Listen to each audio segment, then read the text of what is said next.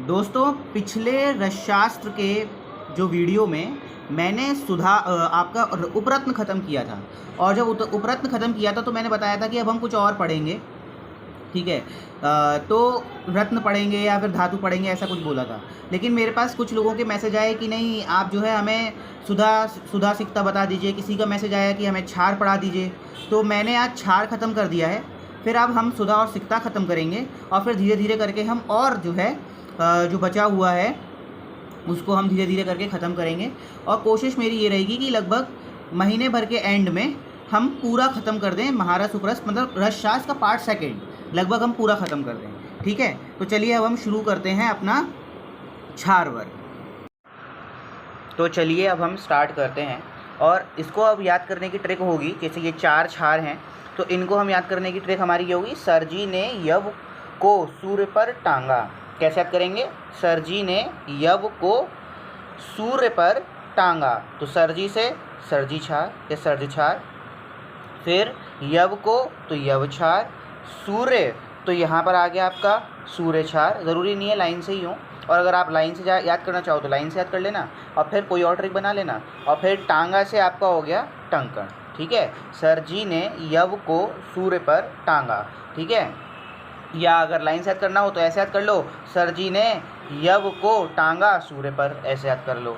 तो ये आपकी लाइन से हो जाएंगे। ठीक है, लेकिन इस वाली में लाइन से याद करने की कोई आवश्यकता है नहीं। ठीक है, तो ट्रिक में दोबारा बोल देता हूँ, सरजी ने यव को सूर्य पर टांगा। ठीक है, ये हमारा हो गया। अब उसके बाद अगर हम इसके पर्याय देखें तो अब इसके पर्याय में जो इम्पोर्टेंट पर्याय हैं वो मैंने लिख दिए हैं। तो इम्पोर्टेंट पर्याय में जैसे सर्जी क्षार का सर्जी, सर्जिका, फिर कपोत, रुचक, ठीक है, सौवर्चल और सुवर्ची।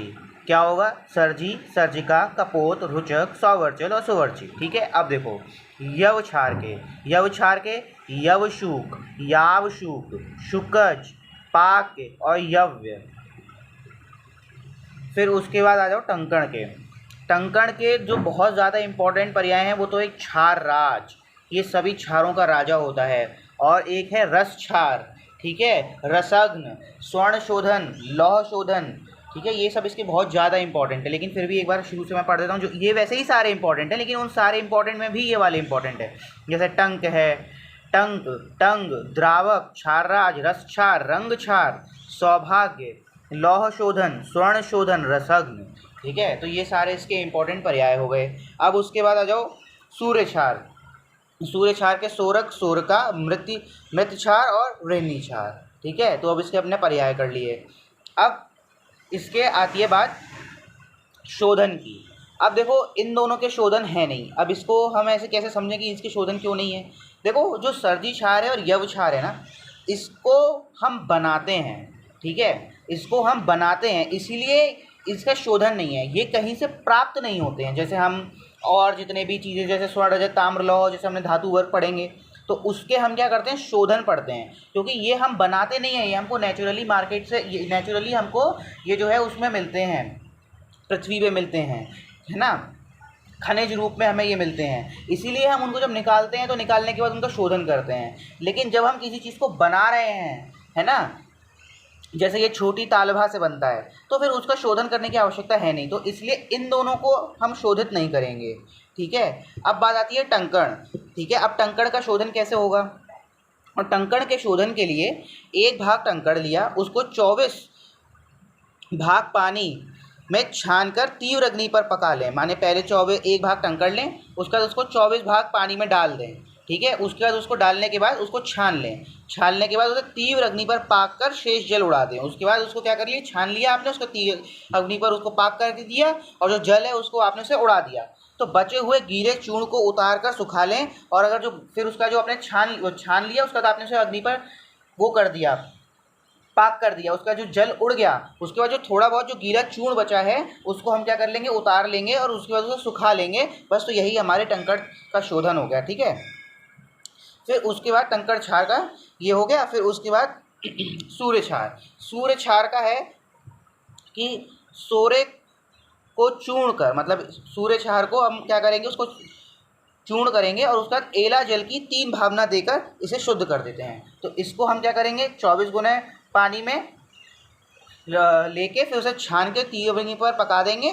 ठीक है, तो ये जो है टंकण क्षार शुद्ध हो जाएगा और सूर्य क्षार को एला जल में। ठीक है, अब आओ इसके गुणकर्म पर। तो गुणकर्म में इसका जैसे कटु है, गुणकर्म में अगर सर्जी क्षार का हम बताएंगे तो इसका है आपका कटु, तीक्ष्ण और उष्ण। क्या है? कटु, तीक्ष्ण और उष्ण। तो कटु इसका रस हो गया, तीक्ष्ण इसका गुण हो गया और उष्ण इसका वीर हो गया। ठीक है, फिर यव क्षार का रस कटु है, वीर्य उष्ण है, गुण इसका सर है। फिर टंकण में रस जो है वो क्षारीय है, गुण जो है वो रूक्ष है, उष्ण है, तिक्त है, सर है, वीर इसका उष्ण है। ठीक है, और जो सूर्य क्षार है इसका रस कटु है, गुण तीक्ष्ण है, वीर्य उष्ण है। इसको याद करने का सबसे सिंपल तरीका ये है कि सबके रस जो है वो कटु होते हैं, केवल टंकण का क्षारीय रस होता है और सबके वीर्य उष्ण होते हैं। ठीक है, अब इसके यूजेज अगर देखना चाहो तो यूजेज देख लो। तो कि ये जो है पाचन करता है, अग्निदीपन करता है, कृमि रोग और उदर रोग में ये बहुत ज़्यादा लाभदायक होता है ये सर्ज क्षार। फिर यव क्षार जो है वो क्या कर देगा? प्लीहा रोग है, कफवात रोग है, शूल है, अनाह है, उदर है, आदमान है और अम्ल पित्त में इसका हम इस्तेमाल करते हैं, इसका यूज़ करते हैं। उसके बाद टंकण क्षार का कास, श्वासहर के रूप में, व्रण में, स्थावर आदि विषनाशक, आदमान तथा वात रोगों में इसका इस्तेमाल किया जाता है।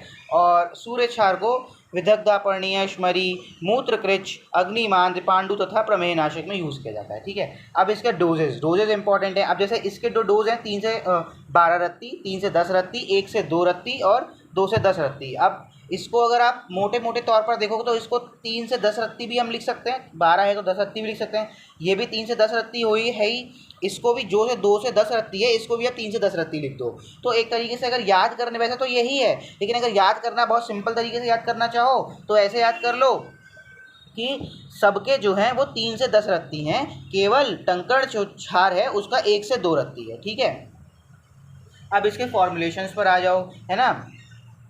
अब इसको जो है आप याद कैसे करोगे? देखो, जब आप जो है वो पढ़ोगे, औषधियों का योग जब पढ़ोगे, या फिर आपने चित्रगादि वटी तो पढ़ा ही होगा भेषज के अंदर, तो उसमें आपने वटी कल्पना पढ़ी होगी। तो वटी कल्पना में उदाहरण में आपने चित्रगादि वटी पढ़ा ही होगा।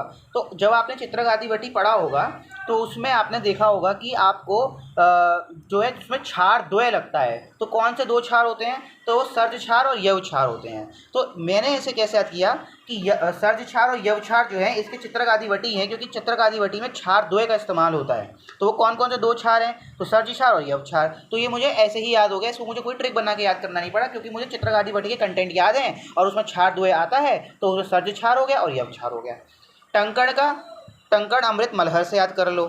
ठीक है, उसके बाद हम जो है सूर्य क्षार का आपको बताते हैं। तो सूर्य क्षार का है श्वेत परपटी, है ना, यह सोरक द्राव। अब श्वेत परपटी कैसे याद करोगे? देखो, श्वेत परपटी जो है ये बनती है 3 चीज़ों से। एक तो आपका नवसादर है, और एक आपका है एलम जिसे हम स्फटिका कहते हैं, और एक आपका है सूर्य क्षार। ये 3 को मिला के जब आप और इसका वही योग पढ़ोगे जब आप श्वेत परपटी का, तो ये 3 को मिला के बनती है। ठीक है, तो इस वजह से ये मुझे याद हो गई कि, और तीनों जो हैं दिखने में सफ़ेद ही होते हैं, माने सूर्य क्षार भी दिखने में सफ़ेद होता है उसका वर्ण जो है, और उसके बाद नवसादर भी श्वेत होता है और स्फटिका भी जो है श्वेत होती है। तो जब हम श्वेत परपटी को जब योग पढ़ेंगे तो उसमें एक क्षार आता है, उसे सूर्य क्षार कहते हैं। इस हिसाब से आप इसको याद कर सकते हैं, नहीं तो आप दूसरा सोरक द्राव भी याद कर सकते हैं, क्योंकि सोरक इसका पर्याय है। ठीक है, अब ये हमको याद हो गया है। अब हम याद करते हैं इसको हम कैसे प्राप्त करते हैं, या हम इसको कैसे इसका निर्माण करते हैं। जैसे मैंने बताया था कि सर्जी क्षार और यव क्षार को हम निर्माण करते हैं। ठीक है, तो अब इसके निर्माण करने की हम विधि बताएंगे। ठीक है, चलिए इसको स्टार्ट करते हैं। तो अब हम सर्जी क्षार बता रहे हैं। तो सर्जी क्षार में ऊष्ट प्रिया जिसे हम कहते हैं छोटी तालभा, इसका हम पंचांग लेंगे। उसके बाद हम इसको धूप में सुखा देंगे, सुखाकर फिर हम इसे जला देंगे, और जलाकर हम क्या करेंगे, इसकी जो श्वेत राख हमको प्राप्त होगी उसको हम एक पात्र में प्राप्त श्वेत राख को 8 गुने जल में घोलकर, उसके बाद इसको क्या करेंगे, रात्रि पर्यंत रखकर क्या करेंगे, 7 बार कपड़े से छान लेते हैं। ठीक है, उसके बाद जो हमें प्राप्त जल होता है उसको अगर हम अग्नि पर पाक कर देते हैं, उसके बाद उसके तल में जो स्वच्छ सफ़ेद वर्ण का सर्जी क्षार हमको प्राप्त होता है। माने हमने क्या किया, ऊष्ट प्रिया लिया, ऊष्ट प्रिया को या उसका पंचांग लिया, उसके बाद हमने उसे पहले सुखा दिया आराम से, फिर सूख जाए जब वो, तो हमने उसे जला दिया। जलाने के बाद हमें उसकी श्वेत राख प्राप्त हो जाएगी। श्वेत राख जैसे ही हमको उसकी प्राप्त हो गई, उसके बाद हमने क्या किया, उस श्वेत राख को एक पात्र में रख लिया और उसको 8 गुना जल में घोल दिया। उसके बाद हमने उसे रात्रि पर्यंत रखे रहने दिया। उसके बाद जब अगले दिन हमने क्या किया कि 7 बार कपड़े से उसे छान लिया। उसके बाद जो हमको जल प्राप्त हुआ उसको हमने अग्नि पर पका दिया। उसके बाद जो तल में, उसके जो बेस में स्वच्छ सफ़ेद वर्ण का जो हमें प्राप्त होता है उसे हम सर्द क्षार कहते हैं। ठीक है, ये हो गया। लगभग थोड़ी इससे मिलती जुलती ही जो है वो यव क्षार ये हम प्राप्त करते हैं। कैसे? यव मतलब जौ के हम पंचांग को लेते हैं, उसकी राख को एकत्र करते हैं, उसे एक पात्र में 8 गुने साफ जल में घोलकर उसे सावधानी पूर्वक कपड़े से 7 बार छानते हैं। ठीक है, फिर क्या करते हैं, इस छाने जल को अग्नि पर पाक कर जलियांश को सुखा देते हैं और जलियांश सूख जाने पर तल भाग में पांडु वर्ण का यव क्षार प्राप्त होता है। ठीक है, ये लगभग उसी के जैसा है। ठीक है, उसके बाद अब आप आते हैं टंकण का। जो टंकण में देखो, टंकण हमें जो है ये खनिज रूप में प्राप्त होता है। तो जैसे बोरेक्स लेक तो और सिराल्स लेक में ये हमको मिलता है, ये कैलिफोर्निया में है। ठीक है, ये हमें खनिज रूप में हिमालय में तिब्बत प्रदेश के निकट मिलता है। और ये जो है ना, हमको इन लेक्स के आसपास जो होता है हमें वहाँ पर ये मिल जाता है। तो हम उसको ये हमें खनिज रूप में मिलता है, इसलिए हम क्या करते हैं, इसका शोधन करते हैं। इसलिए हमने शोधन इसका पहले ही बता दिया था। ठीक है, अब इसको हम बाज़ार में कहाँ से अगर हम बाज़ार में से लेने जाएँ तो हमें मिलता है ये सोनारी सुहागा और चौकिया सुहागा के नाम से ये हमको बाज़ार में मिलता है। और इसके लगभग 2 भेद होते हैं, टंकण और नीलकंठ टंकण। तो ये श्वेत वर्ण के का होता है और ये नीलाभ और ये श्रेष्ठ होता है। ठीक है, अब आ जाते हैं, हम बात करते हैं सूर्य क्षार की। ठीक है, सूर्य क्षार 2 के जो भेद होते हैं वो 2 होते हैं, एक सोरा और एक कमली सोरा। ठीक है, तो ये जो है प्राकृतिक रूप में मिट्टी में मिला पाया जाता है। इसे खुरच कर बिछा देते हैं। फिर बारिश के जल के नीचे आकर नीचे बनी क्यारी में ये जो है एकत्र कर इसे लोहे की कढ़ाई में उबाल दिया जाता है, जिससे पानी के उड़ जाने के परिणाम स्वरूप श्वेत वर्ण के तल में यह प्राप्त होता है। इसे ही हम कमली शोरा कहा जाता है, इसे ही हम कमली शोरा कहते हैं। ठीक है, चलिए, तो आपका ये कंप्लीट हो गया है। ठीक, तो दोस्तों अब मैंने आपका क्षार वर्ग भी कंप्लीट कर दिया है। क्षार वर्ग के बाद अब जो हम कंप्लीट करने वाले हैं वो है सुधा वर्ग और सिक्ता वर्ग।